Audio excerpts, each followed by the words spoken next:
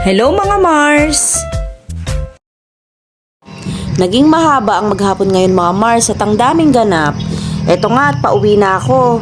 Bali nasa sakayan na ako niyan mga Mars nang maisip ko na may kailangan pala akong bilhin.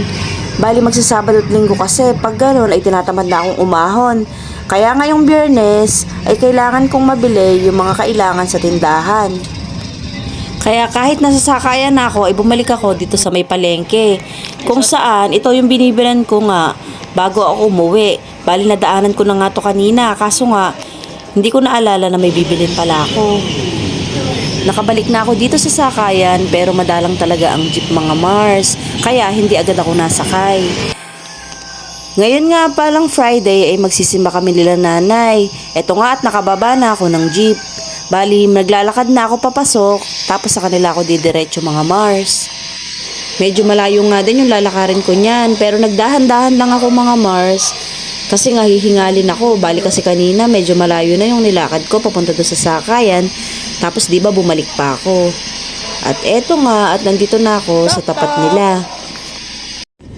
Medyo madilim na nga rin mga Mars nung kami ay umalis. Bali ngayon ay didiretso nga kami sa simbahan. Bali sigurado tapos na ang misa. Kaya dadaan at magdadasal na lang kami doon. Madalas nga pag Friday ay sumasabit ako kala nanay para dumaan sa simbahan. Yung landi kasi yung time na makakapunta ako ng simbahan mga Mars. Kasi nga pag Sabado at Linggo tamad na akong umahon. Pagkatapos naming dumaan ng simbahan ay nag-crave daw si tatay sa fried chicken. Kaya eto at mag-SM daw kami mga Mars. Kaso nung nasa loob na kami ay gusto din daw niya ng pizza.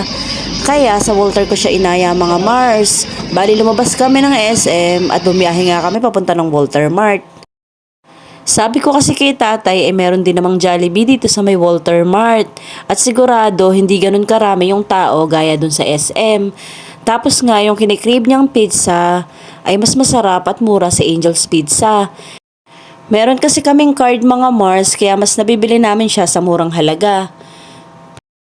Inuna nga naming mag-order ng pizza. Kaso waiting pa raw ng 15 minutes mga Mars kaya eto at nag-order muna kami dito sa Jollibee. Sa wakas ay nakuha na rin namin yung order naming pizza. Kaya eto at nagmamadali na rin kaming umuwi kasi nga lalamig na yung mga dala naming pagkain. Kaso bigla akong naisip na kailangan pala naming dumaan sa O-Save kasi mamimili ako doon ng mga chichirya mga Mars kasi nga kanina sigarilyo lang yung nabili ko doon sa may palengke. Dito nga sa O-Save ay mabilisan lang yung pamimiling magaganap mga Mars. Alam ko naman kasi kung ano yung mga bibilin ko. Tsaka hindi naman rin ganun kalaki yung O-Save para magtagal kami sa pamimili mga Mars. Bali dito ay naggrocery na rin sila nanay ng mga kailangan nila sa bahay. After ilang minutes ay natapos din naman kami agad mga Mars sa aming pamimili. Kaya dumiretso uwi na din kami kasi medyo gabi na rin ng mga time na yan. At dahil wala ngang supot, dito sa may O-Save ay isa-isa siyang binabox ni tatay. Buti na lang ay may dala kami sa sasakyan kaya ilalagay niya to doon sa likod. At syempre, pag uwi namin ay kumain na rin kami agad mga Mars. Kasi lalamig nga yung pagkain at medyo gabi na rin nung time na yan.